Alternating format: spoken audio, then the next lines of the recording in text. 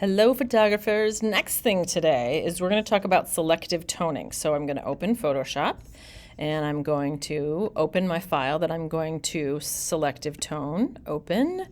I'm going to do the whoa cat here, this guy. So I bring him up. He's pretty small, so Command plus will make him larger on the screen so I can actually fill the page and work with it a little more easily. And I want to keep the cat in color because, you know, look at that crazy face. Of course that would be in color. And I want the background to be black and white. So that's what I'm choosing. Selective toning is one thing or a portion of the picture in color.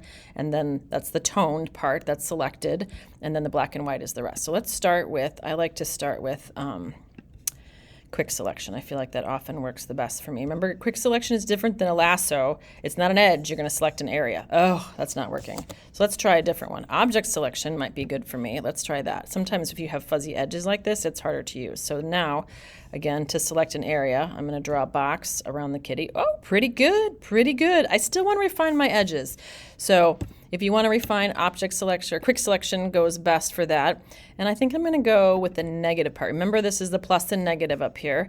And I'm using my tool pretty small right now. If you don't like the size of your tool or it's grabbing too much or too little, the brackets to the right of the P can go bigger, smaller for any tool. So let's go small again. I want to be able to select this part. I got to put that ear back.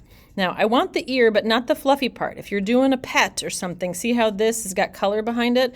So I'm actually going to, let's go to the negative side again a little bit. And I'm just going to push this edge in a little bit so that, because he's white, this will work, that I can get a little less of the yellow. Because I want this part back here to be the part that's going to be in black and white. So now I've actually selected the opposite thing. You can choose whatever works easier for you to select and whatever selection tools work well for you. But I need this part black and white. So I actually need to switch it. So I can go select, inverse, and everything but my kitty is selected. Perfect. So I go over here to my adjustments panel. I select black and white. Shazam! Everything in the background is black and white. And I can use my little sliders here if I want something to be lighter or darker. I like that that's a little darker and I can't see that part as well. Maybe I want to play with other things too, but you get the idea. So I can play with my sliders to get a nice, interesting background here. Now, to save this, I need it to be a JPEG in order to go in the Google Doc. So I'm going to flatten it. I'm going to go File, Save As. I'm going to save it to my computer. Now, I haven't saved to my Photo One folder in a while, so I'm just going to save it to my desktop and move it. But anytime I save something for a project, remember, I need to save first name, last name. So let's just pretend I'm Beyonce because that's more fun right now, right?